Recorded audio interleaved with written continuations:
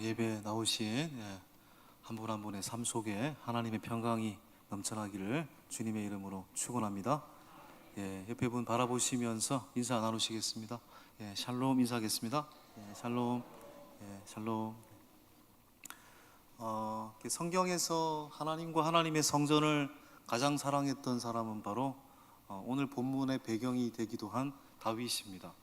오늘 시편 132편은 이제 세 개의 본문이 복합적으로 들어가 있는 본문입니다. 다윗은 어느 정도로 하나님의 성전을 사모했냐면, 하나님이 계신 성전을 사모했냐면, 다윗이 왕이 되었을 때 다윗의 가장 큰 소원이 무엇이었을까요? 바로 수십 년간 이방 땅에 버려졌던, 내팽개쳐졌던 하나님의 임재의 상징이었던 언약궤를 다시 모셔오는 것이었습니다. 그래서 사무엘하 6장, 오늘 1절부터 5절까지는 바로 사무엘하 6장을 배경으로 하고 있지 않습니까? 언약궤를 얼마나 그가 사모했으면, 하나님의 임재를 얼마나 사모했으면 이렇게 표현을 하고 있습니다. 3절 5절을 보시면 시작. 내가 내 장막 집에 들어가지 아니하며 내 침상에 오르지 아니하고 내 눈으로 잠들게 하지 아니하며 내 눈꺼풀로 졸게 하지 아니하기를 여호와의 처소 곧 야곱의 전능자의 성막을 발견하기까지 하리라 하였나이다. 야곱의 전능자의 성막이란 이 언약궤라고 표현할 수 있습니다. 언약궤를 내가 다시 모셔올 때까지 3절 이하를 보시면 장막집에 들어가지 아니한다. 내 침상에 오르지도 아니한다. 4절에 내 눈으로 잠들게 하지도 아니한다. 내 눈꺼풀로 졸게 하지도 아니한다. 그토록 하나님의 임재를 갈망했다라는 것입니다. 그래서 성전을 향한 다윗의 마음을 가장 잘 대변하고 있는 이 사무엘하 6장을 보면은 하나님의 언약궤가 수십 년 만에 진짜 시온성에 다윗성에 돌아왔을 때 다윗이 왕이었음에도 불구하고 언약궤 앞에서 뭘 했습니까? 춤을 췄잖아요. 아랫바지가 내려갈 정도로 하나님의 임재가 얼마나 귀하고 하나님의 오심이 얼마나 깊은지 그 당시에 아내였던 미갈이 업신여기는 것도 아랑곳하지 않고 그는 아랫바지가 내려갈 정도로 춤추는 예배자가 되었다고 했습니다. 바로 그 장면이 6절부터 7절의 내용이죠. 6절부터 7절 시작. 우리가 그것이 에브라다에 있다 함을 들었더니 나무 밭에서 찾았도다. 우리가 그의 계신 곳으로 들어가서 그의 발등상 앞에서 엎드려 예배하리로다. 춤추며 예배한다는 표현을 그의 발등상 앞에서 엎드려 예배했다라고 표현하고 있습니다. 여러분, 사울은 어떤 왕이었습니까? 사울은 하나님께 기름 부음 받은 왕이 되었을 때 진짜 자기가 왕이라고 생각했습니다. 근데 다윗은 어떻습니까? 하나님께서 나를 왕으로 삼아 주셨지만 나는 단순히 하나님의 대리자이지 나의 진짜 왕은 하나님이시. 다윗은 언제나 하나님께서 자신의 왕이라고 고백했던 사람이었습니다. 그래서 다윗은 어떤 순간에도 흔들리지 않았죠. 그래서 언약궤가 올 때도 그는 아랫바지가 내려갈 정도로 춤을 췄고 스스로도 비천하다고 할지라도 나는 괜찮다, 이보다 더 낮아져도 나는 괜찮다라고 생각을 했습니다. 그래서 다윗은 스스로 생각하기를 내가 하나님을 높일 때 내가 오히려 나의 가치가 높아지게 될 거고 내가 하나님을 높일 때 나의 삶 속에 진정한 평안이 임할 것이다라는 것을 확신한 거죠. 이 8절 10절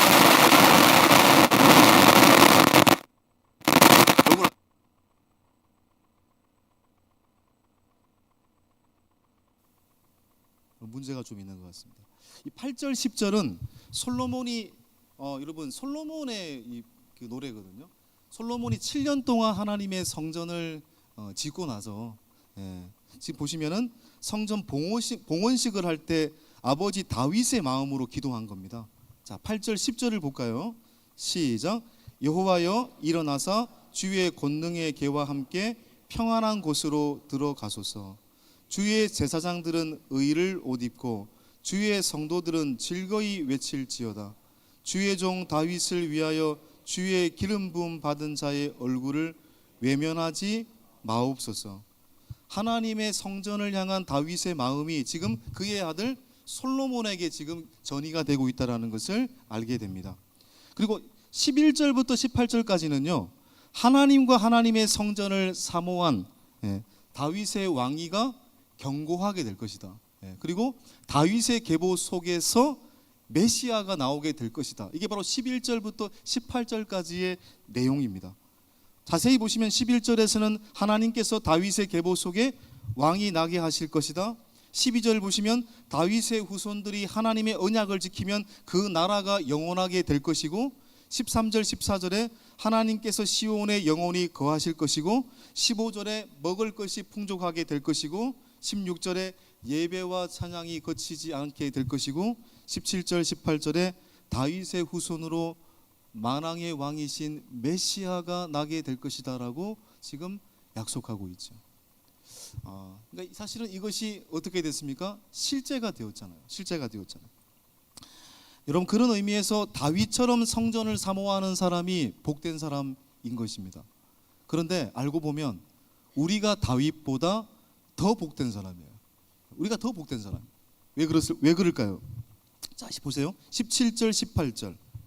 다윗의 계보 속에서 메시아가 나게 하실 것이라는 약속인데요. 자, 시작. 내가 거기서 다윗에게 뿔이 나게 할 것이라. 내가 내 기름 부음 받은 자를 위하여 등을 준비하였도다. 내가 그의 원수에게는 수치를 옷 입히고 그에게는 왕관이 빛나게 하리라 하셨도다. 우리는 이 약속이 현실된 시대 속에 살고 있잖아요. 다윗의 왕으로, 다윗의 후손으로 오신 예수 그리스도를 우리는 맞이하고 있잖아요. 누구든지 예수 그리스도를 믿는 자는 예수님께서 내 안에 살아계신 거죠. 결국 다시 말해 우리가 뭐가 됐다는 얘기입니까? 우리가 성전이 됐다는 얘기잖아요. 다윗은 성전을 사모했다고 했는데 우리는 우리 자신이 성전이 된 겁니다. 더 엄청난 복이죠. 성전을 사모했던 다윗에게 너의 왕위가 견고하게 될 것이고 너를 통해서 메시아가 나게 될 것이다라는 엄청난 복을 주셨는데, 우리는 우리 자신이 성전이 된 엄청난 복을 받고 있다라는 겁니다. 그럼에도 불구하고 우리가 이것을 잊고 살고 있을 때가 너무너무 많죠. 성전된 우리임을 기억하지 못해서 평안이 없고 기쁨이 없고 감사가 없는 삶을 살아갈 때가 얼마나 많습니까? 오늘 순례자는 1절에서 하나님께 뭐라고 고백합니까? 다윗을 위하여 기억하소서라고 고백하고 있습니다. 여러분, 도대체 무엇을 기억하라는 얘기입니까? 다윗의. 자, 1절을 다시 한번 다 읽어볼까요? 시작. 여호와여, 다윗을 위하여 그의 모든 겸손을 기억하소서. 다윗의 겸손을 기억하소서. 여러분, 이 다윗의 겸손은 뭘까요? 보니까 이 영어 성경을 보니까 all the hardship이라고 되어 있더라고요. 모든 역경입니다. 다윗이 견뎌왔던 모든 역경을 기억하소서. 다윗이 고난 속에서도 하나님을 바라보고 하나님의 성전을 사모했던 그것을 다윗의 겸손이라고 주님은 말씀하고 계시는 거죠. 다윗의 역경을 기억하소서. 여러분, 다윗은 진짜 역경의 사람이고 고난받은 사람이었잖아요. 다윗이 이유 없이 사울에게, 여러분, 다윗의 인생에서 가장 괴로울 때가 언제였을까요? 물론 아들이 구테타를 일으킬 때도 있었고, 가장 괴로웠을 때는 아마 사울 왕이 자기를 이유 없이 죽이려고 했을 때입니다. 사울이 다윗을 10년 이상 죽이기 위해 쫓아다니지 않았습니까? 결국 다윗은 숨을 데가 없어서 블레셋이란 나라까지도 도망갔습니다. 아기스 왕 앞에서 침을 질질 흘리며 미친 채 했던, 살기 위해서 그렇게 비참한 인생을 살아야 했던 다윗이었습니다. 다윗은 10년 동안 사울의 칼날을 피하면서 2번 정도 원수라고 말할 수 있죠. 원수 사울을 죽일 수 있었습니다. 십항무지에서, 엔게디 요새에서 다윗은 사울을 죽일 수 있었습니다. 근데 죽이지 않았죠. 이유는 무엇이었습니까? 하나님이 기름 부음 받은 왕을 죽일 수 없다는 것을 믿었기 때문에, 다시 말해 하나님이 허락하지 않으셨기 때문입니다. 여러분, 우리는 어떤 존재입니까? 우리가 오른뺨을 맞으면은 우리는 상대방의 오른뺨을 똑같이 쳐야 됩니다. 여러분, 내가 한 대 맞으면은 다른 사람 한 대를 때려야 이게 직성이 풀리는 거 아니겠습니까? 저는 어린 시절에 우리 어머니가 이제 워낙 어머니가 굉장히 이렇게 싸움도 잘하시는 분이세요. 그래서 저한테 항상 이렇게 얘기했습니다. 영도가 맞고만 살지 말고 한 대 맞으면 두 대 때려라. 예. 사실 이 말 듣고 그날 진짜 제가 두 사람을 따닥 때리고 도망갔던 적이 있습니다. 예. 그런데 여러분 그게 인간의 본능이고요. 그래야 인간의 직성이 풀리잖아요. 다윗도 똑같은 인간이에요. 예. 사울에게 10년 동안 그렇게 괴롭힘을 당했는데 인간적인 마음으로 원수 갚고 싶지 않겠습니까? 근데 원수 갚지 않았잖아요. 하나님께서 그것을 허락하지 않으셨기 때문입니다. 근데 이 자체는 인간적으로 너무너무 괴로웠을 겁니다. 그러나 중요한 것은 하나님께서 그를 붙드셨음을 다윗은 확신했기 때문에 그 역경 속에서도 그는 오직 하나님의 성전과 하나님을 바라본 거죠. 이것이 다윗의 겸손이라고 말하고 있는 것입니다. 단순히 나를 낮추는 게 아닙니다. 단순히 나를 낮게 여기는 것이 아닙니다. 모든 역경 속에서도 여전히 하나님과 하나님의 성전을 바라보는 마음, 그것이 바로 겸손인 거죠. 여러분 욥기와 같은 성경은 인간적으로 사실은 피하고 싶은 성경이죠. 사실 진짜 이게 힘이 들더라고요. 욥기는 욥의 인생 자체도 굉장히 힘이 들잖아요. 엄청난 고난 앞에서 누구든지 욥의 고난만큼 당하지는 않을 수도 있습니다. 그렇기 때문에 또 욥기를 읽으면 혹시나 0.1%라도 나도 이런 어려움을 당하지 않을까 피하고 싶은 거죠. 그런데 여러분 욥의 이야기는 우리도 똑같은 이런 엄청난 고난을 당한다는 얘기가 아닙니다. 욥의 진정한 메시지는 뭡니까? 형통할 때도 역경 속에서도 나는 너의 영원한 주관자야. 나는 너의 영원한 창조주야. 나는 여전히 너를 붙들고 있어. 이것이 욥기의 메시지인 것입니다. 욥기 38장 이하를 보면은 하나님이 현현하잖아요. 두 번 나타나셔가지고 욥에게 하나님의 지혜를 말씀하시고 하나님의 능력을 말씀하시잖아요. 그러면서 여전히 나는 너의 주관자라고 말씀하고 계시잖아요. 여전히 나는 너를 붙들고 있어. 이것이 욥기의 메시지거든요. 그러니 우리는 언제나 그것을 알고 주님과 주님의 성전을 사모하는 사람이어야 한다. 지난 주간에 우리 30명의 성도들과 함께 여수 순천 국내 성지 순례를 다녀왔습니다. 저도 무수히 많은 이제 수련회와 단기 선교와 리치아웃을 다녀왔지만 저는 개인적으로 가장 좋았다고 생각했어요. 참 이게 행복하더라고요.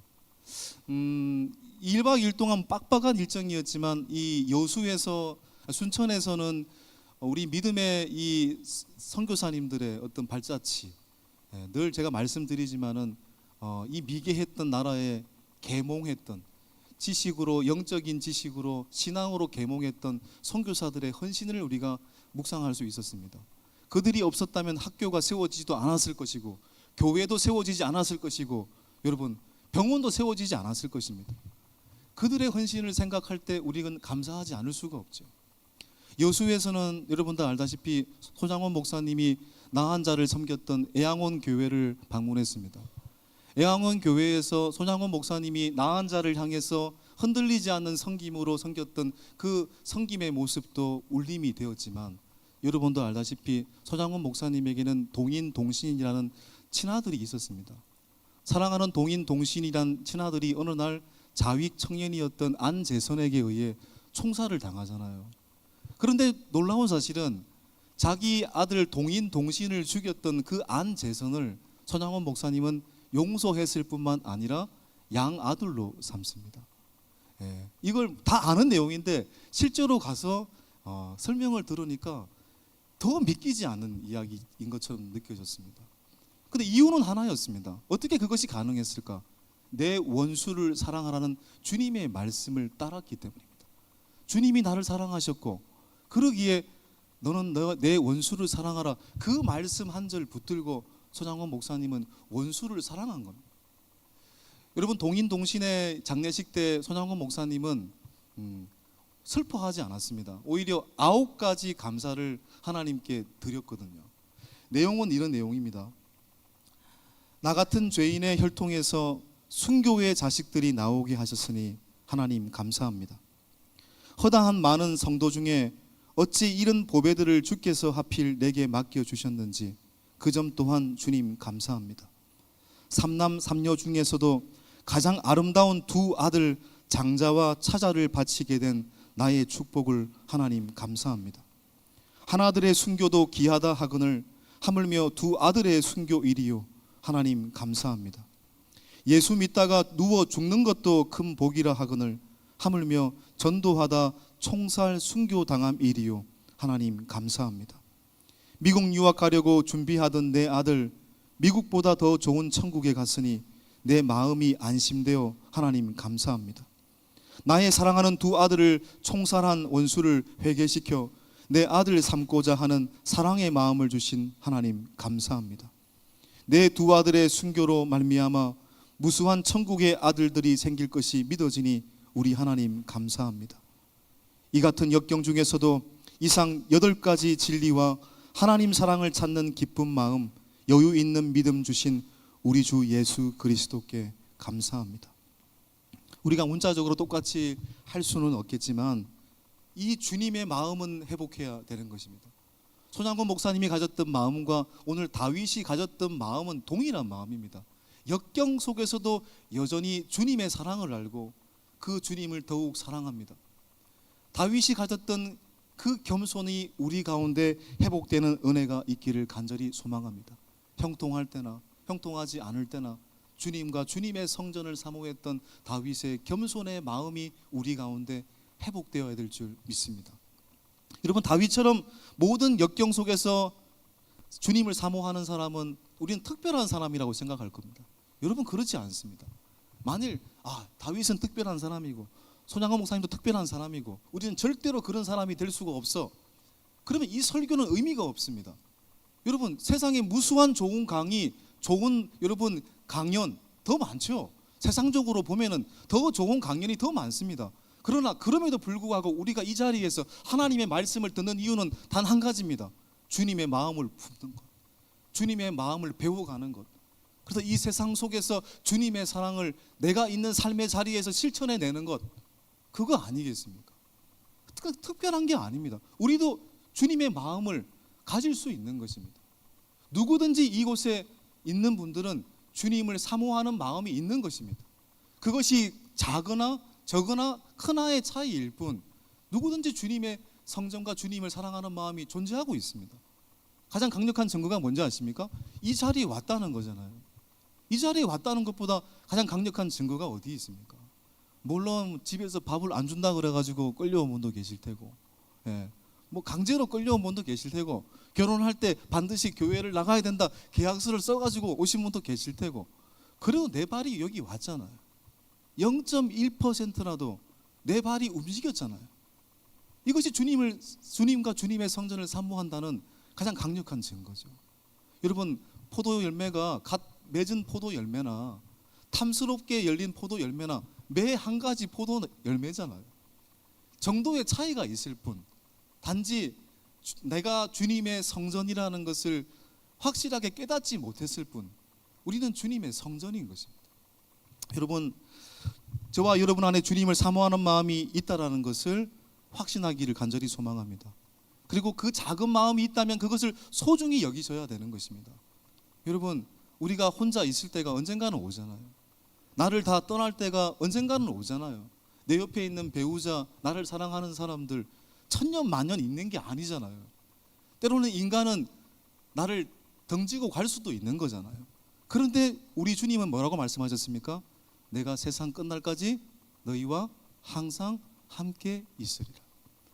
세상 사람들은 나를 덩지고 갈 수 있고 나는 홀로 남을 수밖에 없는 존재이지만 주님은 언제나 너희와 항상 함께 있으리라 약속하셨습니다.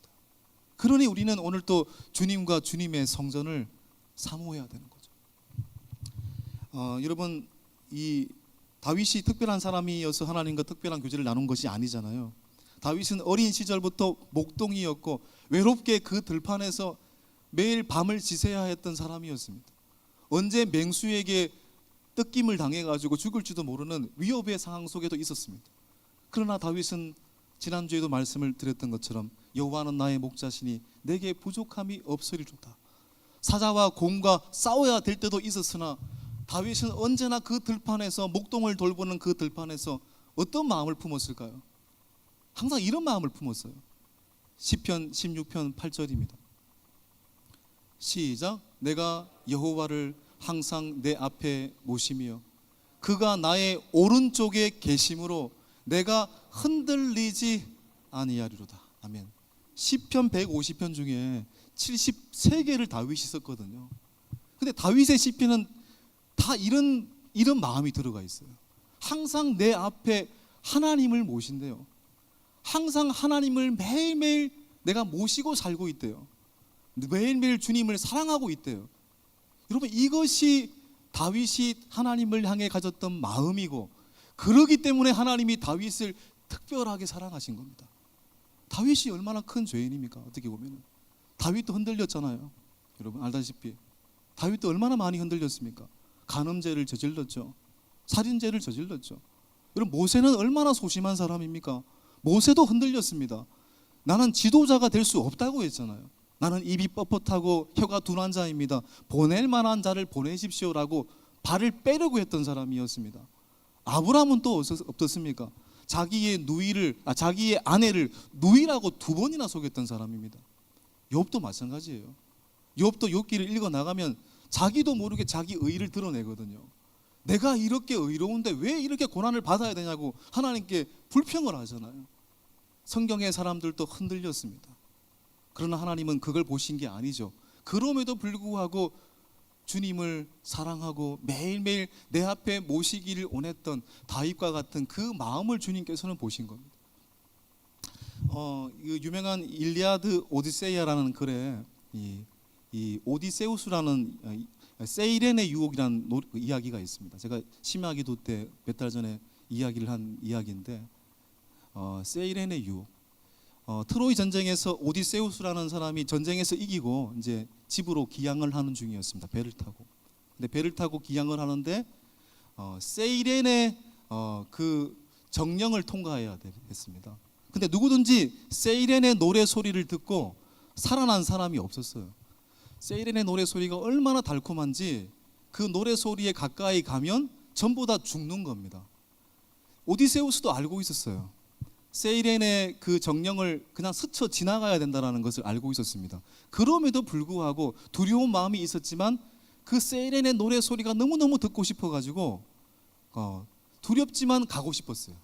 그래서 여러분 보통 그렇잖아요. 사람이 하지 마라 하면은 더 하게 되지 않습니까? 그렇죠? 아담과 하와도 먹지 마라고 하니까 선악과를 따먹었잖아요. 마찬가지입니다. 오디세우스는 그 세이렌의 노래 소리를 듣고 싶어가지고 방법을 하나 착안해냈습니다. 배 기둥에다가 자기 몸을 묶었어요.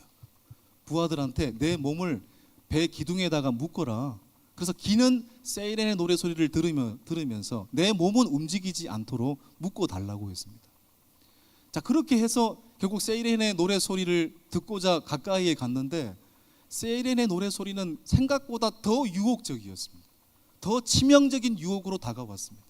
그 노래 소리를 듣자마자 이 오디세우스는 자기 몸을 결박하려고 했습니다. 풀려고 했습니다. 그때 부하들은 더 밧줄로 오디세우스의 몸을 묶었죠. 여러분, 세이렌의 노래 소리의 그 중심에는 뭐가 있었을까요? 그 노래를 듣고 들어가면은 그곳에 뭐가 있었을까요? 그렇게 치명적이고 매력적인 노래 소리를 듣고 가보면 그 세이렌의 노래 소리의 중심부에는 뭐가 있었을까요? 남자들의 뼈가 있었습니다. 무수한 죽음의 무더기가 있었습니다. 허망한 죽음이 있었습니다. 그것이 세이렌 노래 소리에 유혹되어 그 중심부로 들어간 자의 결국 패망입니다. 여러분, 결국은 이 오디세우스가 세이렌의 노래 소리를 듣고도 살 수 있었던 이유는 어디에 있었을까요? 기둥에다가 자기의 몸을 묶었잖아요. 여러분, 오늘날 우리는 얼마나 많은 영적인 세이렌의 노래 소리를 듣고 살고 있습니까? 우리를 넘어뜨리려고 하고 우리를 유혹하고 우리를 미혹하는 세상의 가치가 얼마나 많습니까? 어떻게 그 유혹과 미혹 속에서 영적인 세이렌의 노래 소리 속에서 우리가 살아날 수 있을까요? 답은 한 가지인 겁니다. 오디세우스가 자기의 몸을 밧줄로 묶었듯이 우리의 몸을 그리스도의 복음에 묶어야 돼요. 진리에 단단히 묶어야 돼요. 그리스도의 복음에 그 십자가의 복음에 우리의 몸을 묶어야 되는 거예요. 다시 말해서 다윗처럼 매일매일 주님을 내 앞에 모시고 매일매일 주님을 사랑하는 거예요. 여러분, 신앙생활은 특별한 것이 아닙니다. 언제나 신비한 일이 일어나고 언제나 특별한 기적적인 일이 일어나고 그것이 아닙니다. 일상 속에서 지루하지만 다윗처럼 매일매일 주님을 사랑하는 것, 내 몸을 주님의 그 사랑 속에 묶는 것, 그럴 때 우리는 오늘도 어떠한 영적인 세일의 유혹 소리 속에서도 단단히 나를 묶고 있는 그리스도의 사랑 때문에 능히 세상을 이기고 승리하는 그리스도인들이 다 될 줄 믿습니다. 그 믿음으로 살아가는 이 한 주간 되실 수 있기를 간절히 축원합니다. 찬송가 314장 함께 찬양하도록 하겠습니다.